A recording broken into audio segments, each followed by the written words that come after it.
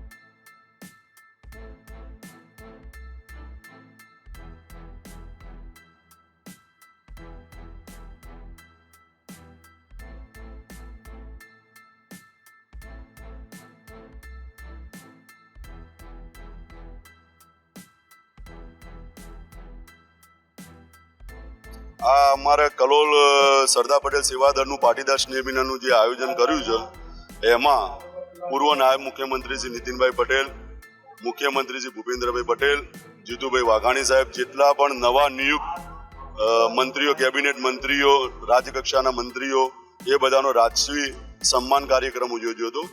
અને આમાં અમારો હેતુ એક જ કે પાટીદાર સંગઠનની એકતા અને સ્નેહ મિલન દિવાળીમાં હમણાંથી મળ્યા નતા એટલે મળવાનો એકજૂટ થવાનો સંકલ્પ। આનો અમારો મેન ઉદ્દેશ કે પાટીદાર સંગઠન જે સંસ્થાઓ અમારી જે વિશ્વ ફાઉન્ડેશન અને ઊંઝા સંસ્થા એના પણ આગેવાનો છે અને જે યુવાનોને બળ મળે અને એકતાનો પ્રચાર થાય, બસ બીજો કોઈ ઉદ્દેશ નહીં આમાં। રાજ્યના શિક્ષણ મંત્રી જીતુ વાઘાણીએ ગુજરાતમાં વધતા કોરોના ઓમિક્રોનના કેસ સામે સ્કૂલો બંધ રાખવાની માંગ થઈ રહી છે તેને અડકતરી રીતે ફગાવી દેતા કહ્યું હતું કે કોરોના સામે હિંમતથી લડવાનું છે। રાજ્યના શિક્ષણ મંત્રી જીતુ વાઘાણીએ ગુજરાતમાં વધતા કોરોના ઓમિક્રોનના કેસ સામે સ્કૂલો બંધ રાખવાની માંગ થઈ રહી છે તેને આડકતરી રીતે ફગાવી દેતા કહ્યું હતું કે કોરોના સામે હિંમતથી લડવાનું છે, તકેદારી રાખવાની છે, સાવધાની રાખવાની છે। કોરોના સામેની તકેદારી રાખવા માટે શિક્ષણ વિભાગે એક પરિપત્ર કરશે। શિક્ષણ મંત્રીના આદેશના પગલે શિક્ષણ વિભાગ રવિવારે પણ ચાલુ રહ્યો હતો અને તાત્કાલિક એક પરિપત્ર જાહેર કરીને શાળાઓને તકેદારી માટે કયા પગલાં ભરવા તેની સૂચના આપી હતી। ધોરણ 1 થી 12ની શિક્ષણ બોર્ડ સંલગ્ન શાળાઓને શું સૂચના આપવામાં આવી હતી તો જોઈએ। તમામ સ્ટાફ દ્વારા વેક્સિનેશનના બંને ડોઝ અનુસૂચિત કરવાનું કીધું છે। કોઈ પણ વિદ્યાર્થીમાં સંક્રમણના લક્ષણો જણાય તો આરોગ્ય કેન્દ્રનો સંપર્ક કરવો જોઈએ। વિદ્યાર્થીમાં કોઈ પણ પ્રકારનો રોગ દેખાય તો જિલ્લા શિક્ષણાધિકારીઓને જાણ કરવી ફરજિયાત રહેશે। વાલીઓએ પણ પરિવારમાં કે બાળકમાં સંક્રમણ જણાય તો શાળાએ મોકલવાનું નહીં। શાળાએ ઓફલાઈનની સાથે ઓનલાઈન શિક્ષણ વ્યવસ્થા પણ ચાલુ રાખવાની રહેશે। આ તમામ સૂચનાનું પાલન કરવા શિક્ષણ મંત્રીએ જણાવ્યું છે।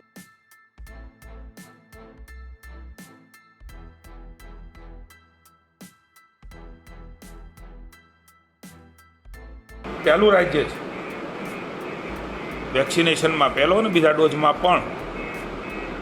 ત્યારે અનેક ડિમાન્ડો, અનેક રજૂઆતો એ રાજ્ય સરકાર, મુખ્યમંત્રીશ્રી ને અમારા સૌ મંત્રીશ્રીઓ, ધારાસભ્યશ્રીઓ, પાર્ટીના સૌ પદાધિકારીશ્રીઓ, પ્રદેશના અધ્યક્ષથી માંડીને બધા જ લોકો પાસે અલગ અલગ સ્વરૂપે એ મળતી રહી। આપણે સૌ જાણીએ છીએ પ્રમાણે શાળા અને કોલેજમાં ઓફલાઈન ને ઓનલાઈન આ પ્રકારની અભ્યાસક્રમ પણ શરૂ થયા. ખાસ કરીને નાના બાળકો 1 થી 5ના વર્ગ એ બાળકોની ચિંતા કરીને શરૂ નહીં કરેલા લગભગ 2 વર્ષ જેટલો સમય એ કોરોનાને થયો છે. બાળ મંદિરથી સીધું પહેલામાં અને પહેલામાં પણ ન ગયું એ બાળક બીજામાં, એવી સ્થિતિમાં બાળકો ભણ્યા છે. ત્યારે ભૂપેન્દ્રભાઈ મુખ્યમંત્રીના માર્ગદર્શન નીચે મારા વિભાગે એક કમિટી પણ બનાવી છે. બાળકો જ્યાંથી ભૂલ્યા છે ત્યાંથી ભણાવવું, કારણ કે બાળક જલ્દી સ્વીકારી લેતો હોય છે, સમજી શકતો હોય છે. જેમ કે કોઈ પણ રાજ્યની અંદર કે બાળક જન્મતો હોય છે તો એમની માતૃભાષા તરત જ શીખી જતો હોય છે, જે એકડો પણ ઘૂંટતા નથી આવડતો તો ત્યાં સુધી. એનો અર્થ એ કે બાળકને સ્વીકારવાની ને સમજની શક્તિ એ ઈશ્વરે ખૂબ મોટી આપી છે. એવા વખતે ભૂલો છે ત્યાંથી શરૂ કરાવીને, જે નથી ભૂલો એના આગળથી શરૂ કરાવીને એની કમિટી પણ રચના થઈ છે, એમની ચર્ચાઓ પણ થઈ છે. એનો રિપોર્ટ એ પણ ટૂંક સમયમાં આવશે. પણ એ કમિટી એ નિરંતર એમાં કામ કરવાની છે. એ જે સજેશન્સ મળે એના પ્રમાણે એમાં તજજ્ઞો પણ નાખ્યા છે, ડૉક્ટરો પણ નાખ્યા છે, સાયકોલોજીસ્ટ ડૉક્ટર પણ નાખ્યા છે, જેના આધારે બાળક એ સારી રીતે ભણી શકે અને હસતું ખેલતું બાળક એ સંસ્થાનો આત્મા અને પ્રાણ છે. નિર્દોષ ભગવાન સ્વરૂપ બાળક એ સ્કૂલમાં જતું હોય, ભણતું હોય. સમગ્ર ભારત વર્ષ, આવતીકાલનું ભારત અને એમની કારકિર્દી, એમના પરિવાર અને રાજ્યની કારકિર્દી, દેશના ઘડતરમાં એ કોન્ટ્રીબ્યુશન કરવાનો હોય મોટા થઈને. એ વખતે આપણા સૌની લાગણી હતી. મેં કહ્યું એમ અવારનવાર રજૂઆતો પણ પાસે આવી હતી. આવતીકાલથી વેકેશન એ ખુલી રહ્યું છે ત્યારે ધોરણ 1 થી 5ની શાળાઓ આવતીકાલથી જ શરૂ કરવાનો રાજ્ય સરકારે નિર્ણય કર્યો છે. ગુજરાતમાં ઓમિક્રોનના કેસની સંખ્યા વધીને કુલ 13 થઈ ગઈ છે. રાજ્યમાં રવિવારે 6 નવા કેસ નોંધાયા હતા, જેમાં ગાંધીનગરમાં 1, સુરત રાજકોટમાં 1, અમદાવાદમાં ટ્રાન્ઝિનિયાથી આવેલું એક કપલ સહિત આણંદનો એક યુવક સામેલ છે. ગુજરાતમાં ઓમિક્રોનના કેસની સંખ્યા વધીને કુલ 13 થઈ ગઈ છે. રાજ્યમાં રવિવારે 6 નવા કેસ નોંધાયા હતા, જેમાં ગાંધીનગરમાં 1, સુરત રાજકોટમાં 1, અમદાવાદમાં ટ્રાન્ઝિનિયાથી આવેલું એક કપલ સહિત આણંદનો એક યુવક સામેલ છે. દેશમાં અત્યાર સુધી ઓમિક્રોનના કુલ 155 દર્દી નોંધાયા છે, જેમાં દિલ્હીના 22 અને મહારાષ્ટ્રના 54 કેસ સામેલ છે. ગાંધીનગરમાં વાઇબ્રન્ટ પહેલા ઓમિક્રોનનો પ્રથમ કેસ નોંધાતા આરોગ્ય તંત્રમાં દોડધામ થઈ ગઈ છે. લંડનથી 14 ડિસેમ્બરે સેક્ટર 1માં આવેલા પરિવારના 15 વર્ષીય કિશોરને 5 દિવસ બાદ શરદી ખાંસી થતા કોરોના ટેસ્ટ કરાવ્યો હતો. એમાં તેનો RT-PCR પોઝિટિવ આવતા ખાનગી હોસ્પિટલમાં દાખલ કરાયો હતો. આ કિશોર પોઝિટિવ આવતા તેના સંપર્કમાં આવેલી 5 વ્યક્તિના ટેસ્ટ કરાયા હતા. તેમાં સેમ્પલ પર જીનોમ સિક્વન્સિંગ માટે મોકલવાની તૈયારી કરાઈ છે. આ ઉપરાંત આઇઝીનિયાથી સારવાર માટે આવેલું એક દંપતી પણ રવિવારે ઓમિક્રોન પોઝિટિવ આવ્યું છે, જેમને હવે SVP હોસ્પિટલમાં દાખલ કરી સારવાર અપાઈ રહી છે. આ ઉપરાંત બ્રિટન, દુબઈથી અમદાવાદ આવેલો તેમજ સિવિલ હોસ્પિટલમાં દાખલ આણંદનો 48 વર્ષીય પુરુષ પણ ઓમિક્રોન પોઝિટિવ આવ્યો છે. આ દરમિયાન રાજકોટના ત્રાંબા ગામની આર્કી યુનિવર્સિટીમાં ટ્રાન્ઝિનિયાથી અભ્યાસ અર્થે આવેલો એક 23 વર્ષીય વિદ્યાર્થી ઓમિક્રોન પોઝિટિવ આવ્યો છે. આ યુવક 12 ડિસેમ્બરે અમદાવાદ એરપોર્ટ પર ઉતર્યો હતો, જ્યાંથી તે બસ મારફત રાજકોટ પહોંચ્યો હતો. તંત્ર હજુ સુધી આ બસની ઓળખ કરી શક્યું નથી. આ સાથે જ રાજકોટમાં ઓમિક્રોનનો પહેલો કેસ નોંધાયો છે. આ વિદ્યાર્થી હાઈ રિસ્ક દેશમાંથી આવ્યો હોવાથી શંકાસ્પદ કેસ તરીકે સિવિલના ઓમિક્રોન વોર્ડમાં આઇસોલેટ કરાયો હતો, જેના સેમ્પલ જીનોમ સિક્વન્સિંગ માટે મોકલાતા તે ઓમિક્રોન પોઝિટિવ હોવાનું માલુમ પડ્યું હતું. આ ઉપરાંત મહારાષ્ટ્રમાં રવિવારે 902 નવા કોરોના કેસ અને દિલ્હીમાં 107 નવા કોરોના દર્દી મળ્યા છે. દિલ્હીમાં 25 જૂન પછી આ સૌથી વધારે છે. રાજ્યના શહેરોમાં ઠંડીનો પારો ઘટીને 4 થી 18 ડિગ્રી વચ્ચે પહોંચ્યો છે. નલિયામાં સૌથી વધુ 4.2 ડિગ્રી ઠંડી નોંધાઈ છે. હાલમાં પવનની ગતિ વધુ છે, પણ જો પવનની ગતિ ઘટશે તો ઠંડીનો પારો હજુ ગગડશે. રાજ્યના શહેરોમાં ઠંડીનો પારો ઘટીને 4 થી 18 ડિગ્રી વચ્ચે પહોંચ્યો છે. નલિયામાં સૌથી વધુ 4.2 ડિગ્રી નોંધાઈ છે. હાલમાં પવનની ગતિ વધુ છે, પણ જો પવનની ગતિ ઘટશે તો ઠંડીનો પારો હજુ ગગડશે। રવિવારે અમદાવાદમાં દિવસ દરમિયાન કાતિલ ઠંડા પવનથી મહત્તમ તાપમાન 3.8 ડિગ્રી ગગડીને 25.8 ડિગ્રી અને લઘુત્તમ તાપમાન 2.5 ડિગ્રી ગગડીને 11.7 ડિગ્રી નોંધાયું હતું। આગામી 2 દિવસ દરમિયાન અમદાવાદમાં ઠંડીનો પારો ગગડવાની શક્યતા છે। 2 થી 3 દિવસ રાજ્યમાં ઠંડીનું જોર યથાવત રહેવાની વકી હવામાન વિભાગે વ્યક્ત કરી છે। પવનની ઝડપમાં વધારો કે ઘટાડો થાય તેની સીધી અસર તાપમાન વધવા કે ઘટવા પર થતી હોય છે। છેલ્લા 2-3 દિવસથી અમદાવાદમાં પવનની ગતિ 11 થી 15 કિલોમીટરની આસપાસ રહે છે, જેથી ઉપરના લેવલના ઠંડા પવનો સીધા જમીન સુધી પહોંચતા નથી અને આગળ વધી જાય છે, પરંતુ પવનની ઝડપ ઘટવાથી વાતાવરણમાં ઉપરના લેવલના પવનો સીધા જમીન ઉપર સુધી પહોંચતા ઠંડીનો પારો એકસાથે 2 થી 3 ડિગ્રી ગગડી શકે છે। આગામી 2 દિવસમાં અમદાવાદમાં ઠંડીનો પારો 10 ડિગ્રી કે તેથી નીચે જવાની પ્રબળ શક્યતા છે।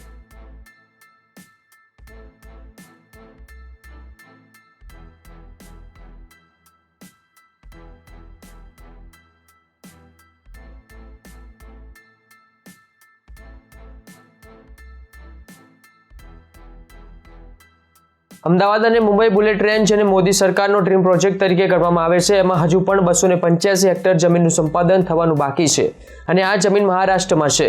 બુલેટ ટ્રેન પ્રોજેક્ટ માટે અંદાજિત 1396 હેક્ટર જમીનનું સંપાદન કરવાની જરૂરિયાત છે।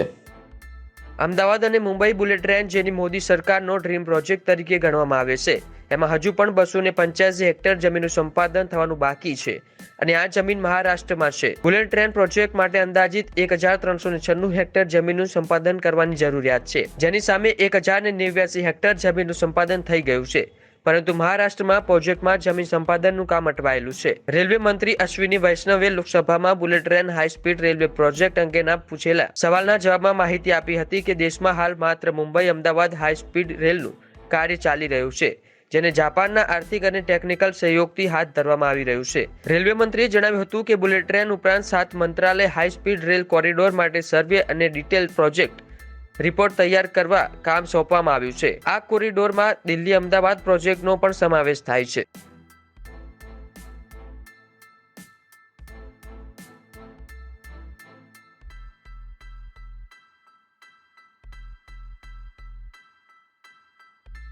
દેશમાં પ્રથમ વખત દિવ્યાંગ કેડેટને એરફોર્સમાં સામેલ કરાયો છે। દિવ્યાંગ કેડેટ યોગેશ યાદવને વિશેષ કિસ્સામાં ધ્યાનમાં રાખીને અધિકારી તરીકે નિયુક્ત કરાઈ છે। દેશમાં પ્રથમ વખત દિવ્યાંગ કેડેટને એરફોર્સમાં સામેલ કરાયો છે। દિવ્યાંગ કેડેટ યોગેશ યાદવને વિશેષ કિસ્સામાં ધ્યાનમાં રાખીને અધિકારી તરીકે નિયુક્ત કરાયા છે। એરફોર્સમાં સામેલ થવાના થોડા દિવસો પહેલા ફ્લાઇંગ કેડેટ યોગેશ યાદવ 2018માં મિલિટરી ટ્રેનિંગ વખતે એરક્રાફ્ટ ઉડાવતા હતા, પરંતુ ટેકનિકલ ખામીના કારણે તેમને પ્લેનમાંથી કૂદવું પડ્યું હતું। પેરાશૂટથી કૂદવા છતાં લગભગ 200 મીટર ઉપરથી કૂદકો માર્યો બાદ તેમના શરીરનો નીચેનો હિસ્સો લકવાગ્રસ્ત થઈ ગયો હતો। આ પછી તેને મેડિકલ ગ્રાઉન્ડ પર ટ્રેનિંગમાંથી બહાર કરી દેવામાં આવ્યો હતો। તેના કારણે યોગેશનું પાયલટ બનવાનું સપનું ચકનાચૂર થઈ ગયું હતું, પરંતુ યાદવે હાર ન માની તે તાલીમ પૂર્ણ કરવા માટે લડ્યો। તેણે પોતાનો કોર્સ પૂરો કરવા માટે એરફોર્સ પાસે પરવાનગી માંગી। સંરક્ષણ મંત્રાલય તરફથી વિશેષ પરવાનગી મળ્યા બાદ તેઓ શનિવારે એરફોર્સની એકાઉન્ટ્સ શાખામાં ફ્લાઇંગ ઓફિસર તરીકે જોડાયા હતા। આ અગાઉ NDA-IMA એરફોર્સ એકેડમીમાં ટ્રેનિંગ દરમિયાન કેડેટ ઘાયલ થતા તેને એપોઇન્ટમેન્ટ આપવામાં આવી ન હતી। સંરક્ષણ મંત્રાલયના રેકોર્ડ અનુસાર દેશમાં 1985 થી અત્યાર સુધીમાં 448 દિવ્યાંગ કેડેટ જેમને તાલીમ દરમિયાન કાઢી મૂકવામાં આવ્યા હતા।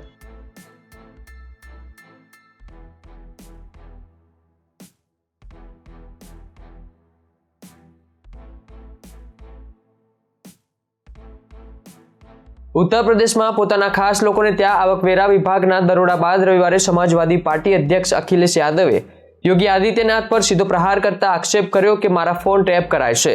કેટલાક અધિકારીઓ ચાપલુસી ખાતર અને કેટલાક મજબૂરીમાં ફોન ટેપિંગ કરાવે છે।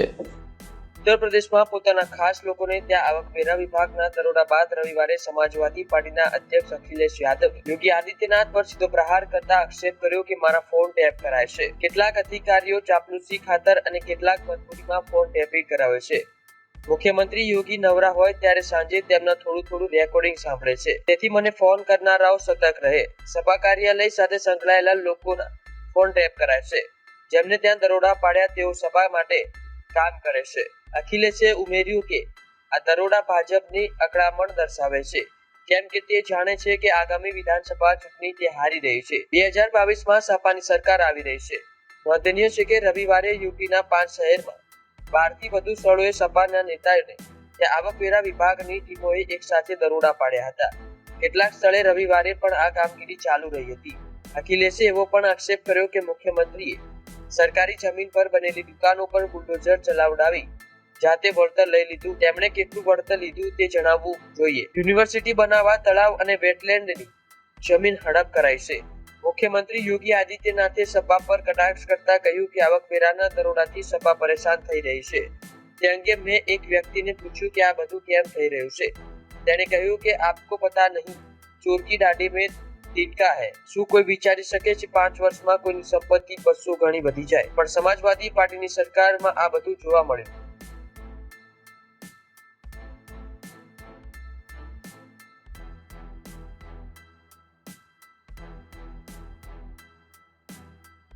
ગોવાના પોર્ટુગલના શાસનથી મુક્ત થવાના 60 વર્ષ પૂરા થયાના અવસરે આયોજિત સમારોહમાં પહોંચેલા વડાપ્રધાન મોદીએ મીરામરમાં એક ફ્લાય પાસ્ટ અને સેલ પરેડ નિહાળી હતી. તેમણે આ દરમિયાન કહ્યું કે સરદાર વલ્લભભાઈ પટેલ જો વધુ સમય જીવતા રહ્યા હોત તો ગોવા પોર્ટુગલના શાસનથી ઘણા સમય પહેલા જ મુક્ત થઈ ગયું હોત. ગોવાના પોર્ટુગલના શાસનથી મુક્ત થવાના 60 વર્ષ પૂરા થવાના અવસરે આયોજિત સમારોહમાં પહોંચેલા વડાપ્રધાન મોદીએ મીરામરમાં એક ફ્લાય પાસ્ટ અને સેલ પરેડ નિહાળી હતી. તેમણે આ દરમિયાન કહ્યું કે સરદાર વલ્લભભાઈ પટેલ જો વધુ સમય જીવતા રહ્યા હોત તો ગોવા પોર્ટુગલના શાસનથી ઘણા સમય પહેલા જ મુક્ત થઈ ગયું હોત. પીએમ મોદીએ સ્વતંત્ર સેનાનીઓની પણ પ્રશંસા કરી હતી જેમણે રાજ્યની સ્વતંત્રતા માટે લડત લડી હતી. તેમાં ગોવાની બહારના લોકો પણ સામેલ હતા. ઉલ્લેખનીય છે કે ગોવા મુક્તિ દિવસ 19 ડિસેમ્બરે મનાવાય છે. તટીય રાજ્ય ગોવાને ભારતીય સશસ્ત્ર દળોએ 1961માં પોર્ટુગલના શાસનથી મુક્ત કરાવ્યું હતું. મોદીએ કહ્યું કે જ્યારે દેશના એક મોટા ભાગ પર મુગલોનું શાસન હતું ત્યારે ગોવા પોર્ટુગલના શાસન હેઠળ આવ્યું. પણ સદીઓ પછી ન તો ગોવા તેની ભારતીયતા ભૂલ્યું અને ન તો ભારત ગોવાને ભૂલ્યું. પીએમ મોદીએ ગોવાના પૂર્વ મુખ્યમંત્રી દિવંગત મનોહર પર્રિકરને યાદ કરતા કહ્યું કે તેમણે રાજ્યની સમક્ષતા સમજી અને લોકોના કલ્યાણ માટે તેનું શોષણ. કાર્યક્રમ દરમિયાન મોદીએ ગોવાને આઝાદ કરાવવા માટે ભારતીય સેના દ્વારા ચલાવાયેલા ઓપરેશન વિજયના સ્વાતંત્ર્ય સેનાનીઓ અને ભૂતપૂર્વ સૈનિકોને સન્માનિત કર્યા હતા.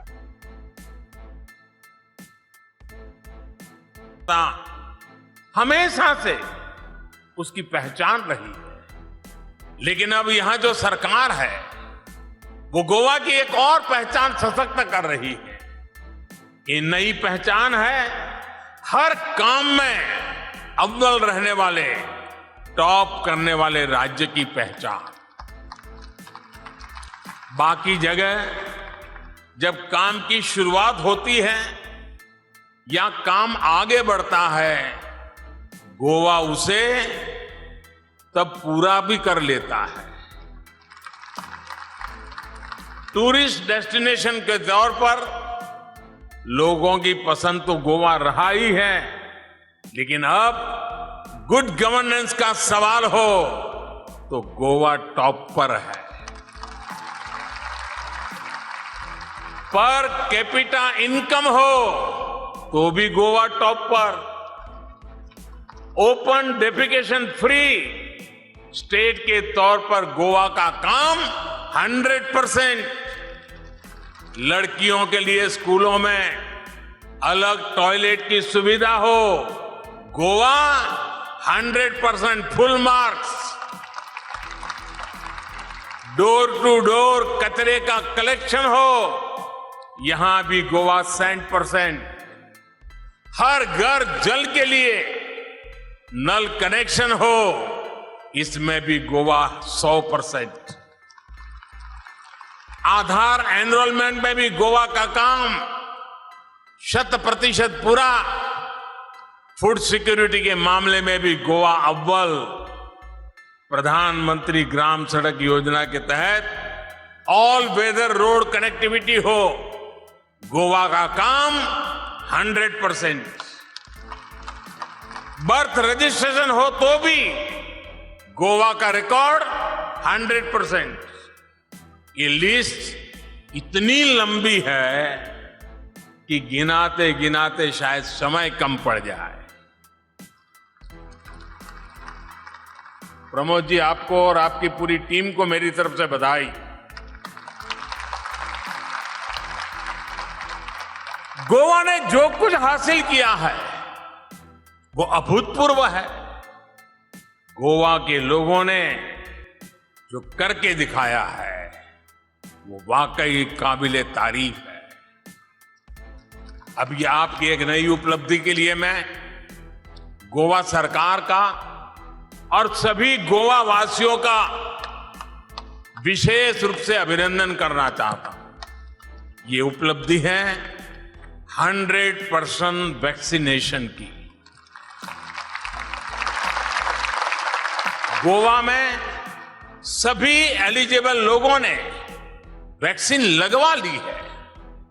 दूसरी डोज का भी अभियान तेजी से चल रहा है।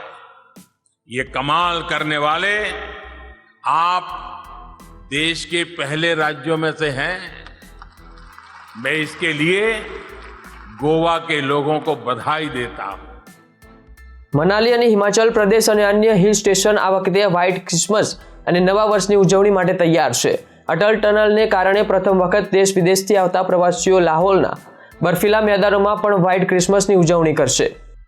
મનાલી અને હિમાચલ પ્રદેશ અને અન્ય હિલ સ્ટેશન આ વખતે વ્હાઇટ ક્રિસમસ અને નવા વર્ષની ઉજવણી માટે તૈયાર છે. અટલ ટનલને કારણે પ્રથમ વખત દેશ વિદેશથી આવતા પ્રવાસીઓ લાહોલના બર્ફીલા મેદાનોમાં પણ વ્હાઇટ ક્રિસમસની ઉજવણી કરશે. લાહોલના મેદાની વિસ્તારમાં સતત હિમવર્ષા થઈ રહી છે, જેના કારણે ચારે બાજુ બરફની સફેદ ચાદર પથરાઈ ગઈ છે. રાજ્યમાં 23મી ડિસેમ્બરથી વેસ્ટર્ન ડિસ્ટર્બન્સ સક્રિય થઈ રહ્યું છે.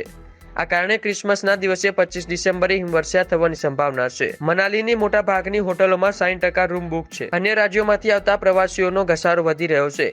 ટુરિસ્ટ પ્લેસ પર બરફની સફેદ ચાદર છવાઈ જતા હોટલોમાં બુકિંગ વધી ગયું છે. દિલ્હીમાં સિઝનની સૌથી વધુ ઠંડી સવારે નોંધાઈ હતી. અહીં લઘુત્તમ તાપમાન 4.6 ડિગ્રી સેલ્સિયસ નોંધાયું હતું. હવામાન વિભાગના જણાવ્યા અનુસાર મહત્તમ તાપમાન 18 ડિગ્રી સુધી રહી શકે છે, જ્યારે તાપમાન 10 અંશ સેલ્સિયસની નીચે અને સામાન્યથી 4.5 અંશ સેલ્સિયસ ડિગ્રી હોવા પર તે કોલ્ડ ડે તરીકે ગણવામાં આવે છે. મનાલીમાં લગભગ 60% હોટેલો પેક થઈ ગઈ છે. આગામી સપ્તાહ સુધીમાં 80% હોટલ બુક થઈ જવાની અપેક્ષા છે. મોટા ભાગના 25 થી 35 છૂટ આપવામાં આવી રહી છે. ડીજે અને વાંસીના તાલે હોટલોમાં કેન્ડલ લાઇટ ડિનરનું પણ આયોજન કરવામાં આવ્યું છે. ટુરિસ્ટ સિટી મનાલીની સ્થાનિક સાઇટ સીન ક્લબ, મનુ મંદિર, હિડિંબા મંદિર, મોહક વન વિહાર, વરિષ્ઠ મંદિર, નાગર રોચી આર્ટ અને કેસલ પર પણ પ્રવાસીઓ એકઠા થવા લાગ્યા છે. બરફની ચાદરથી ઢંકાયેલા સોલંગ અને કોઠી પહેલા કરતાં વધુ સુંદર બની ગયા છે. અટલ ટનલ બંધ થવાની સ્થિતિમાં સોલંગ નાલા પ્રવાસીઓ માટે ટૂંકું પડવા લાગ્યું છે. મનાલી મિશન હોસ્પિટલના સીએમઓ ડોક્ટર એ ફિલિપ અને એડમિનિસ્ટ્રેટિવ મેનેજર ક્રિસ્ટીનાએ કહ્યું હતું કે મિશન હોસ્પિટલ મનાલી પણ ક્રિસમસ તહેવાર માટે તૈયાર છે. નાતાલની ધામધૂમથી શરૂઆત થઈ ગઈ છે. પ્રવાસીઓ આ વખતે બરફની સફેદીમાં વ્હાઇટ ક્રિસમસ ઉજવશે.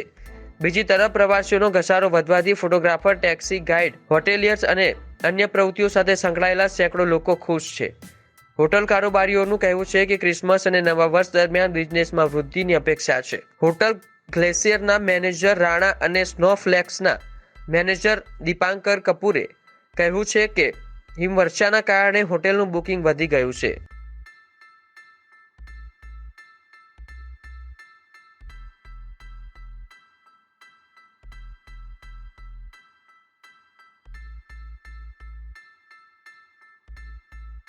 કોરોનાનો ઓમિક્રોન વેરિયન્ટ વિશ્વના 100 દેશો સુધી પહોંચી ગયો છે. દક્ષિણ આફ્રિકાથી શરૂ થયેલો કોરોનાનો આ નવો વેરિયન્ટ ભારતમાં પણ ખૂબ ઝડપથી ફેલાઈ રહ્યો છે. શું છે ઓમિક્રોનના લક્ષણ, જોવા અમારા ખાસ અહેવાલમાં. કોરોનાનો ઓમિક્રોન વેરિયન્ટ વિશ્વના 100 દેશો સુધી પહોંચી ગયો છે. દક્ષિણ આફ્રિકાથી શરૂ થયેલો કોરોનાનો આ નવો વેરિયન્ટ ભારતમાં પણ ખૂબ ઝડપથી ફેલાઈ રહ્યો છે. ઓમિક્રોનને લગતી વિશેષ હકીકત હજુ સુધી સામે આવી શકી નથી, એટલે કે ઓમિક્રોનના લક્ષણો અંગે પૂરતી માહિતીનો પણ અભાવ છે. આ સંજોગોમાં બ્રિટનમાં થયેલા એક અભ્યાસમાં દાવો કરવામાં આવ્યો છે કે ઓમિક્રોનથી સંક્રમિત વ્યક્તિમાં નાકમાંથી પાણી આવવું, થાક લાગવો અને ગળું સુકાવવું જેવા લક્ષણો જોવા મળી શકે છે. આ લક્ષણોને જોતા કહી શકાય કે ઓમિક્રોન વેરિયન્ટના લક્ષણ પણ સામાન્ય શરદી જેવા જ છે. ડેલી મેલમાં પ્રકાશિત થયેલી માહિતી પ્રમાણે સંશોધનકર્તાએ લંડનમાં 3 ડિસેમ્બરથી 10 ડિસેમ્બર વચ્ચે ઓમિક્રોન વેરિયન્ટથી સંક્રમિત લોકો પાસેથી મળેલી માહિતીનું વિશ્લેષણ કર્યું હતું. તેના આધારે આ લોકોમાં મુખ્યત્વે નાકમાંથી પાણી નીકળવું, માથું દુખવું, થાક લાગવો, છીંક આવવી અને ગળામાં ડ્રાયનેસ જેવા લક્ષણ જોવા મળ્યા હતા. આ અભ્યાસ બ્રિટન સ્થિત નોન પ્રોફિટ ઓર્ગેનાઇઝેશન જોઈ કોવિડ સ્ટડી દ્વારા કરવામાં આવ્યો હતો. તાજેતરમાં વિશ્વ સ્વાસ્થ્ય સંગઠને ઓમિક્રોન અંગે ફરી ચેતવણી આપી છે. WHO ના મતે કોરોનાનો ઓમિક્રોન વેરિયન્ટ ડેલ્ટા સ્ટ્રેન તુલનામાં ખૂબ ઝડપથી ફેલાઈ રહ્યો છે. ઓમિક્રોન વેરિયન્ટ વિશ્વના 89 દેશોમાં ફેલાઈ ચૂક્યો છે અને સંક્રમણના ફેલાવાની સંખ્યા 1.5 થી 3 દિવસમાં બમણી થઈ રહી છે. કોરોના ઓમિક્રોન વેરિયન્ટ દેશના 12 રાજ્યો સુધી ફેલાઈ ચૂક્યો છે. ભારતમાં ઓમિક્રોનના અત્યાર સુધીમાં 145 કેસ સામે આવી ચૂક્યા છે. કમિટીના જણાવ્યા પ્રમાણે કોરોનાની ત્રીજી લહેર નવા વર્ષમાં 2022ના ફેબ્રુઆરીમાં આવી શકે છે. કમિટીનું કહેવું છે કે ઓમિક્રોનની અસર જોતા કહી શકાય કે ત્રીજી લહેર બીજી લહેરની તુલનામાં ઓછી ઘાતક હશે.